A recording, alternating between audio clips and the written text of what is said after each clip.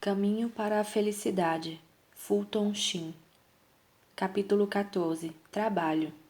Muito poucos, nos tempos que vão correndo, fazem aquela espécie de trabalho que gostariam de fazer.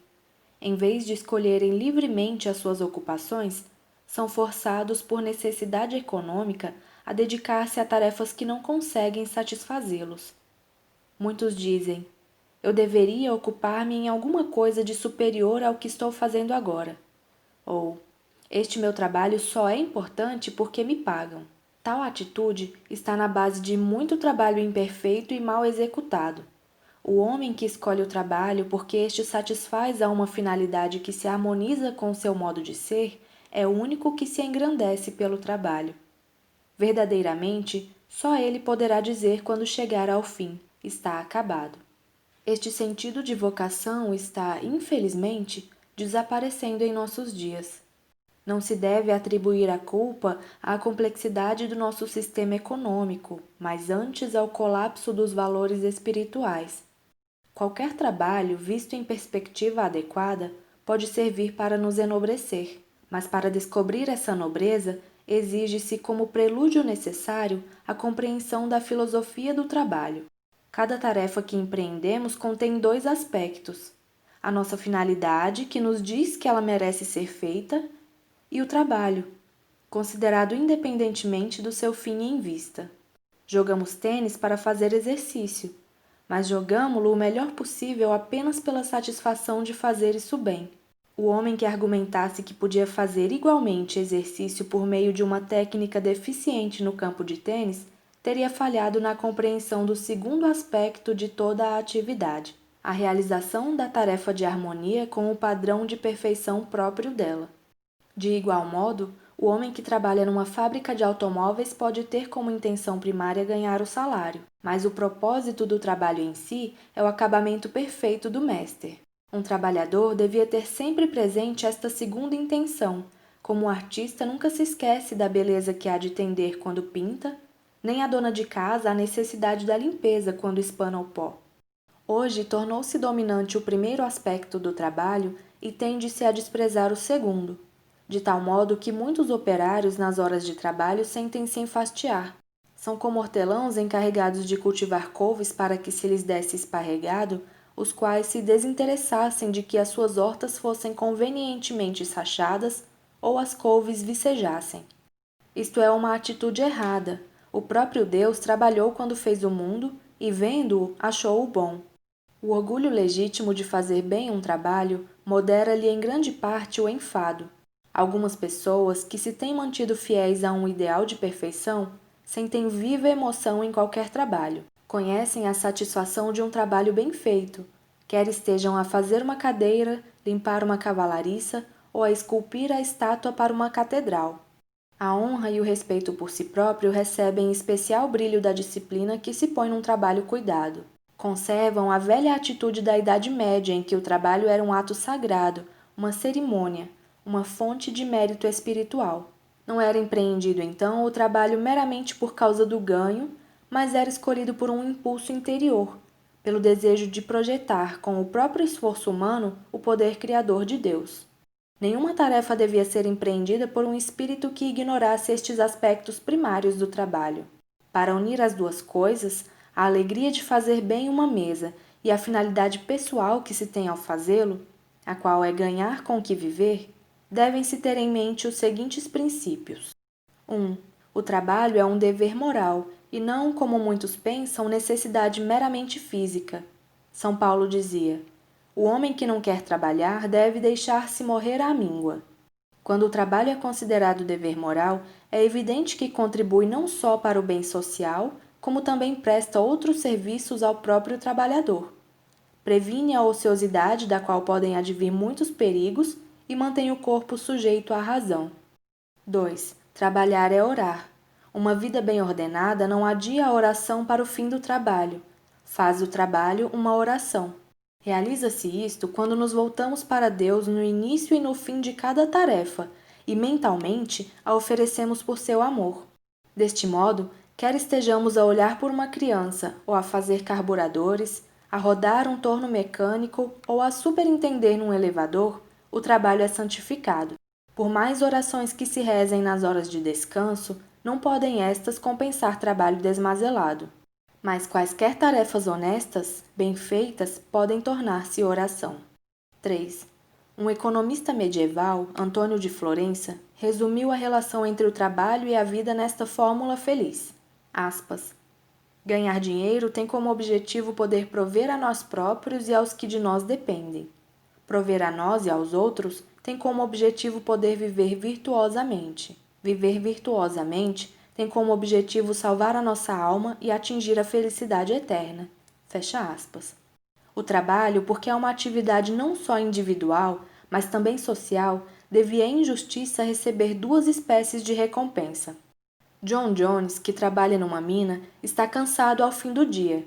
É este o seu sacrifício individual. Por ele recebe o seu salário. Mas John Jones trouxe também, durante o dia, uma contribuição social para o bem-estar econômico do país e do mundo. Por esta contribuição social, John Jones hoje nada recebe, embora tenha direito moral a uma parte da riqueza social que o seu trabalho criou. Precisamos de uma modificação no sistema do salário de modo que o trabalhador coparticipe nos proventos, posses ou administração da indústria. Quando os chefes sindicais e os capitalistas acordarem em dar aos trabalhadores algum capital a defender, não mais haverá dois grupos rivais. Trabalho e administração tornar-se-ão dois membros colaboradores trabalhando em harmonia, como as duas pernas de um homem cooperam ajudando-o a caminhar. Capítulo 15. Repouso. Nunca como hoje, os homens tiveram tantos meios de poupar tempo, e nunca como agora, tiveram tão pouco tempo de lazer e de repouso. Contudo, poucos se dão conta disso. Os publicitários criaram na mentalidade moderna a falsa noção de que lazer e não trabalhar são a mesma coisa, de que quanto mais rodeados estivermos de ferrolhos e rodas, de interruptores e aparelhos, mais tempo temos ao dispor. Esta divisão, porém, em dias de trabalho e dias de folga, é demasiado simplista. Para a maior parte dos homens, isso suprime-lhes praticamente a própria possibilidade de verdadeiro lazer. Desperdiçam-se horas preciosas fora do trabalho numa inatividade inútil, esperando passivamente que qualquer coisa de interesse se apresente. O verdadeiro repouso não é mera pausa entre os atos das horas de trabalho. Assim como o sono não é interrupção de vida, mas sim vida diferente da vida acordada, assim também o repouso é uma atividade não menos criadora que as das nossas horas de trabalho.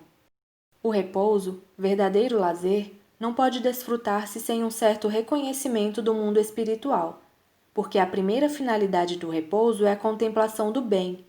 A sua meta é ver numa perspectiva verdadeira os pequeninos incidentes da vida de cada dia em relação com uma bondade mais ampla que nos envolve. Diz-nos o Gênesis que Deus, depois da criação do mundo, viu tudo o que tinha feito e achou muito bom. Sempre que o homem está ocupado, também numa tarefa criadora, igual contemplação do seu trabalho lhe é connatural. O pintor afasta-se um pouco da sua tela para ver se estão convenientemente situados os pormenores da paisagem. O verdadeiro repouso é um afastamento semelhante para observar as atividades que enchem os nossos dias. Não podemos tirar verdadeira satisfação do nosso trabalho, a não ser que, frequentemente, paremos para nos interrogar por que estamos a fazê-lo, e se a finalidade encontra a absoluta aprovação do nosso espírito. Uma das razões por que tantos projetos econômicos e políticos fracassam talvez seja por estarem em mãos de homens com os olhos tão fortemente pregados no que estão fazendo que jamais param para perguntar se era isso que deveriam fazer. Apenas o estar ocupado ou receber um salário, se é só isso, jamais poderá satisfazer a necessidade que o homem tem de um trabalho criador. Qualquer trabalho pode ser sublimado e assumir uma intenção divina, se for perspectivado em função da eternidade. Varrer um soalho, conduzir um carro de lixo, verificar uma lista de números de carros, todos esses atos podem tornar-se bons por um simples ato de vontade que os ordene para o serviço de Deus. A ocupação mais simples pode ter um significado espiritual e tornar-se divina. Se dirigirmos o nosso trabalho para Deus, trabalharemos melhor do que imaginamos. A aceitação deste fato é outra tarefa para a qual precisamos de repouso. Uma vez por semana, O homem, repousando do trabalho, faz bem em ir perante Deus, como para considerar se quanto do que fez durante a semana foi trabalho do seu Criador. Pode reconhecer então que o material com que trabalhou proveio de outras mãos, que as ideias que usou entraram na sua mente oriundas de uma fonte mais alta, que até as energias que consumiu eram um dom de Deus. Se o repouso se toma nesta atitude de espírito, o cientista verá que não é ele o autor do seu livro sobre leis da natureza, mas apenas o revisor de provas. Foi Deus quem escreveu o livro. Igualmente, o professor confessará que toda a verdade que transmitiu aos alunos era um raio vindo da sabedoria divina. O cozinheiro que descasca batatas, após ter descansado assim, irá manuseá-las como humildes dádivas do próprio Deus. O repouso permite-nos contemplar as pequenas coisas que fazemos com relação às grandes, e só estas podem dar àquelas valor e significado. Faz-nos lembrar que todas as ações recebem o valor de Deus. Adorar significa reconhecer o valor. Adorar é restituir aos nossos enfadonhos dias de trabalho seu verdadeiro valor, colocando-os na sua real relação com Deus, que é o propósito daqueles e o nosso. Esta adoração é uma forma de repouso, uma contemplação intensamente ativa e criadora das coisas divinas, da qual nos levantamos renovados. Com efeito, a promessa do Evangelho de São Mateus está ainda à espera dos que a queiram ouvir. Vinde a mim, todos os que trabalhais e estáis oprimidos, e eu vos aliviarei. Capítulo 16. Os ociosos da praça. Um dia, um grande e distinto psicólogo disse-nos que a tragédia do homem de hoje é que ele já não acredita que tem uma alma para salvar. Nosso Senhor dirigiu a este grupo a bela parábola dos trabalhadores da vinha. Ao fim do dia, o dono da vinha foi à praça e disse: Por que estáis aqui o dia todo ociosos? Em certos lugares do Oriente, prevalece ainda este costume de os homens se juntarem diante das mesquitas e nas praças públicas, com paz na mão à espera de serem contratados. Esta história tem uma explicação espiritual e refere-se a diferentes espécies de ociosos. Muitos são ociosos no sentido de que, laboriosamente, se ocupam de bagatelas, afadigados com trabalhos que não têm real valor. Muitos são ociosos por uma constante indecisão, e outros perdem o mimo por desconhecerem a finalidade da vida. Aos olhos humanos não há muitos ociosos, mas quando os olhos do céu contemplam a terra, esta deve parecer-se a uma vasta praça, onde poucos trabalham.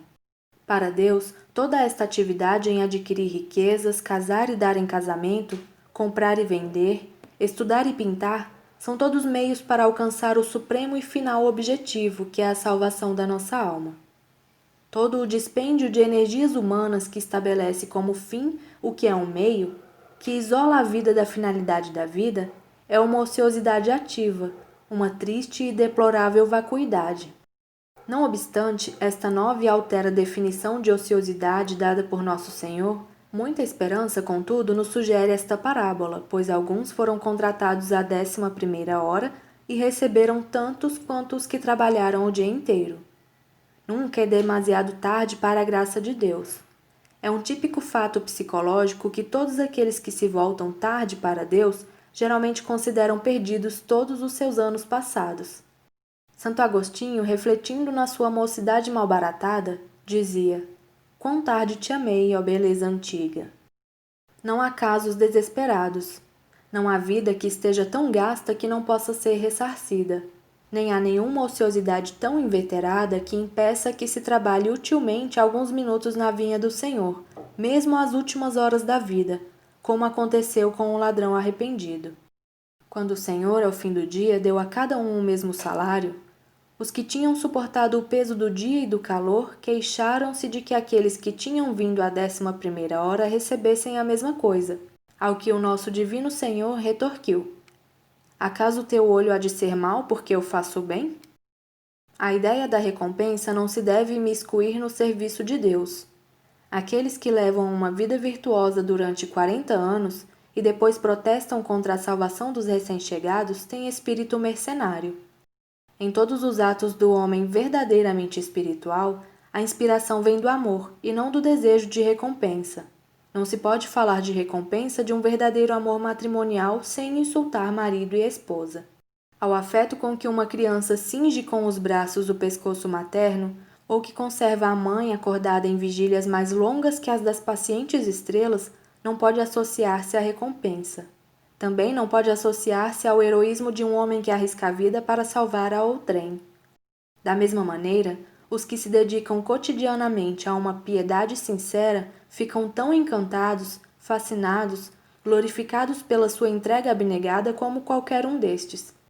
A ociosidade física corrompe o espírito, a ociosidade espiritual, o coração.